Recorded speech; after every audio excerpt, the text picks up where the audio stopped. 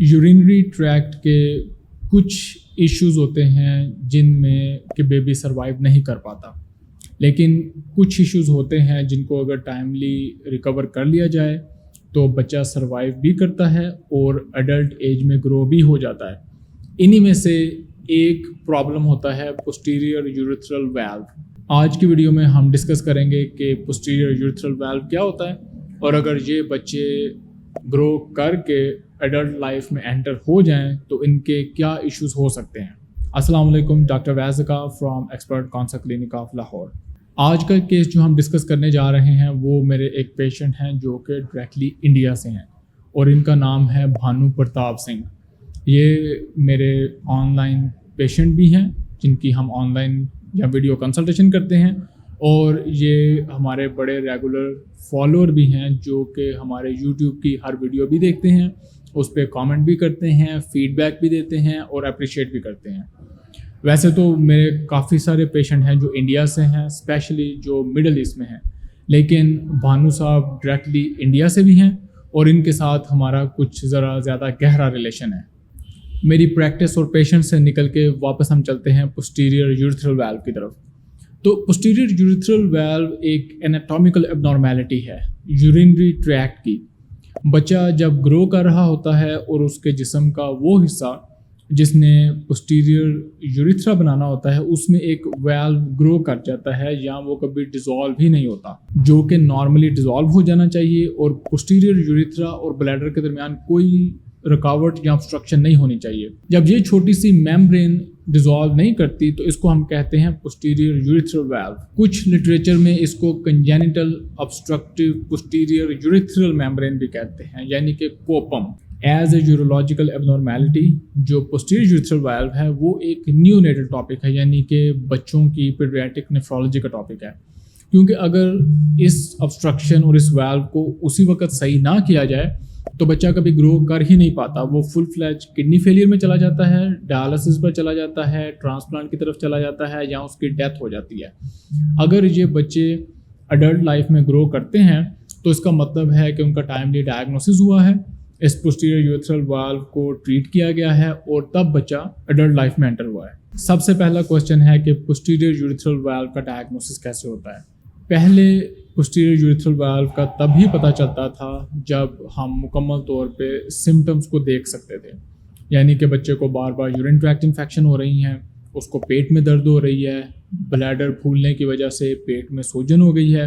یا اس کی گروتھ میں کوئی مسئلہ ہو رہا ہے، جس سے آئیڈیا ہوتا تھا کہ بچے کو کوئی مسئلہ چل رہا ہے۔ جب اس کی پوری ایویلویشن سر سے لے کر پاؤں تک کی جاتی تھی تو آئیڈیا ہوتا تھا کہ ہائیڈرونیفروسس ہے، دونوں کڈنی سوجی ہوئی ہیں،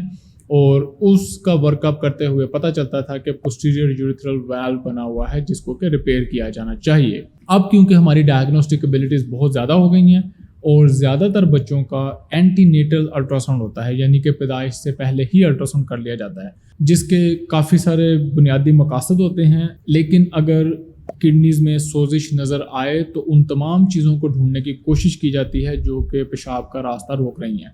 اور ان میں سے ایک ہے پوسٹیریئر یوریتھرل ویلو۔ تو کہنے کا مطلب یہ ہے کہ ماڈرن میڈیسن میں ہم پوسٹیریئر یوریتھرل ویلو کو برتھ سے پہلے ہی ڈیٹیکٹ کر لیتے ہیں۔ ہاں، سارے کیسز میں اس کی ٹریٹمنٹ برتھ سے پہلے نہیں ہوتی، بہت ریئر کیسز میں اینٹی نیٹلی یعنی کہ بچے کی ڈلیوری سے پہلے ہی اس کو سرجیکلی کریکٹ کرنے کی کوشش کی جاتی ہے، لیکن وہ کیسز بہت ہی ریئر ہوتے ہیں۔ پوسٹیریئر یوریتھرل ویلو کا انسیڈنس کیا ہوتا ہے، یعنی کہ یہ بچوں میں کتنا کامن ہے؟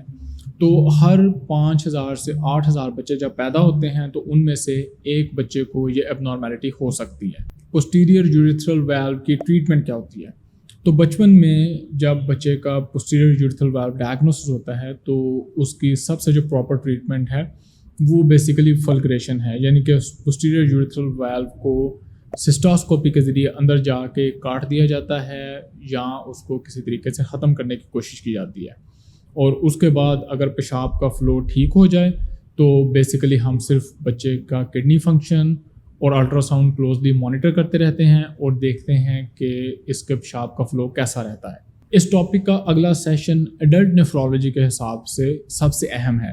کہ اگر بچے کا پراپر ٹائملی ڈائگنوسس ہو جاتا ہے، اس کا پوسٹیریئر یوریتھرل ویلو ٹریٹ بھی ہو جاتا ہے، تو ایڈلٹ لائف میں اس کی کیا امپلیکیشنز ہیں؟ ایڈلٹ لائف میں اس کے جو بیسک ایشو ہیں وہ ہیں یورینری انکانٹیننس، یعنی کہ سرجری کے دوران کچھ اس طرح کی انجری ہو گئی ہے کہ اس کا بلیڈر فلو جو ہے وہ بالکل ہی لوز ہو گیا ہے اور اس پیشنٹ کا بار بار پیشاب نکل جاتا ہے۔ اس کے بعد بلیڈر ابسٹرکشن بھی ہو سکتی ہے، بعض اوقات اسٹینوسس ہو جاتی ہے اس سرجری کے بعد، جس کی وجہ سے تھوڑی پوسٹیریئر یوریتھرا میں نیروئنگ ہو جاتی ہے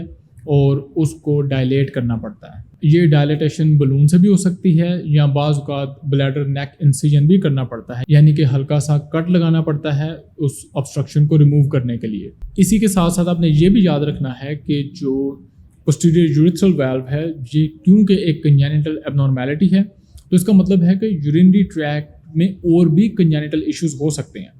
تو پاسبل ہے کہ سرجری کے بغیر ہی یا سرجری سے ان ریلیٹڈ کوئی بلیڈر کا اس طرح کا ایشو ہو جو فیوچر لائف میں اس پیشنٹ کو تنگ کرے، یعنی کہ جیسے بلیڈر انکانٹیننس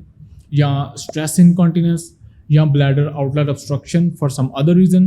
تو اس طرح کے بلیڈر ریلیٹڈ ایشوز بھی ان بچوں میں آ سکتے ہیں جن کا کہ سرجری سے بھی کوئی ریلیشن نہیں ہے اور posterior urethral valve سے بھی کوئی ریلیشن نہیں ہے، بس یہ اس ٹوٹل کنجینیٹل ایبنارمیلٹی کا ایک پارٹ تھا جس کی وجہ سے بچے کو posterior urethral valve بنا۔ اب ہم واپس اپنے انٹرسٹنگ کیس کی طرف چلتے ہیں جن کا نام ہے بھانو پرتاپ۔ یہ 1995 میں پیدا ہوئے اور مجھے ایگزیکٹلی نہیں پتا کس ایج پہ ان کا posterior urethral valve ڈائگنوز ہوا، پر ان کی پہلی جو سرجری تھی جس کو ہم ٹرانس یوریتھرل والو فلگریشن کہتے ہیں وہ ہوئی 1999 میں۔ اس کے بعد ان کا کڈنی فنکشن ٹھیک رہا، آئی بلیو کہ ان کو کچھ یورینری انکانٹیننس کے سمٹمز رہیں کافی عرصہ تک، اور پھر کڈنی فنکشن خراب ہونے کی وجہ سے، کریٹینن زیادہ ہونے کی وجہ سے انہوں نے 2013 میں کرایا BNI یعنی کہ بلیڈر نیک انسیجن، موسٹ لائکلی جو کہ تھوڑی سی obstruction کو ریموو کرنے کے لیے کیا گیا ہوگا۔ اس کے بعد سے انہوں نے اپنی کڈنی ڈیزیز کو بڑا اچھا مینٹین کیا ہوا ہے اور ان کی جو کڈنی ڈیزیز ہے اس وقت stage 3 to stage 4 per coffee stable حد تک ہے۔ ہمارے ساتھ بھانو پرتاپ صاحب تقریباً 6 مہینے سے زیادہ ہو گیا فالو اپ کر رہے ہیں اور تب سے لے کے ابھی تک ان کا کڈنی فنکشن بہت اسٹیبل ہے اور ان کی کریاٹینن 3.2 کے قریب ہی رہتی ہے، اور اس کی بنیادی وجہ یہ ہے کہ یہ خود اپنے گردے کی بہت زیادہ احتیاط کرتے ہیں اور گردے کے مرض کی مینجمنٹ کے جو بنیادی اصول ہیں ان کو ہر وقت فالو کرتے رہتے ہیں، بلکہ اگر ان کو کسی قسم کی کنفیوژن ہو تو یہ فٹ سے میسج کر کے ہم سے پوچھنے کی کوشش کرتے ہیں۔ دیکھیں، میں نے تو ایز اے ڈاکٹر اپنے مریض کے مرض کے اچھے ہونے کا سارا کریڈٹ دینا ہوتا ہے مریض کو، لیکن بھانو پرتاپ صاحب اس کا سارا کریڈٹ دیتے ہیں اپنے مدر اور فادر کو۔ بھانو پرتاپ اپنے آپ کو بڑا لکی فیل کرتے ہیں کہ ان کا ٹائم پر ڈائگنوسس ہوا اور ٹائم پر ٹریٹمنٹ ہوا، جس کی وجہ سے 28 سال کی ایج کے باوجود وہ کسی ڈائلسس یا ٹرانسپلانٹ کے بغیر زندہ ہیں اور امید کرتے ہیں کہ ابھی کچھ اور سال وہ اپنے کڈنی فنکشن کو اسٹیبل رکھ کے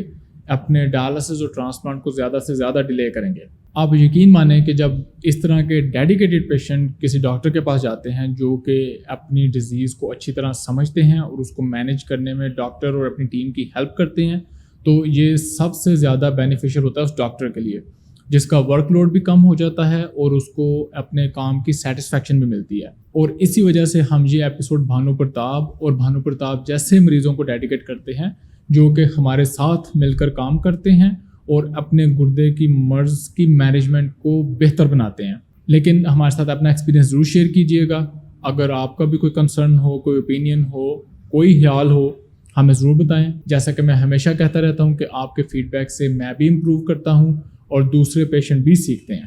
ملاقات ہوگی اگلی ویڈیو میں۔ اللہ حافظ۔